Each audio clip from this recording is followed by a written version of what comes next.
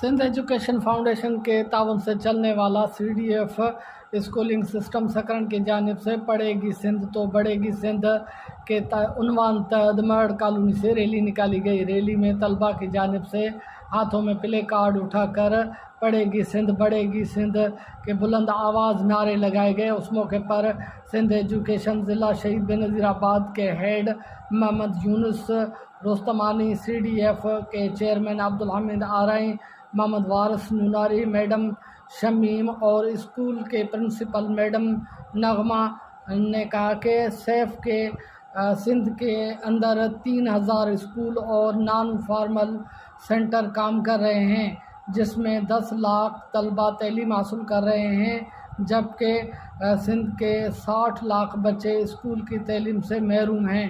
ہم سندھ کے MD Gunvor علی لغاری کی ہدایت پر ریلی نکالی ہے اور ہم سندھ کی عوام سے اپیل کرتے ہیں کہ اپنے بچوں کو گورنمنٹ اسکول یا سیف کے تعاون سے چلنے والے اسکولوں میں داخل کرائیں۔ ہماری زیادہ سے زیادہ کوشش ہے کہ جو بچے اسکول سے باہر ہیں وہ آ کے تعلیم حاصل کریں۔ گل محمد لغاری، شمع نیوز، نواب شاہ۔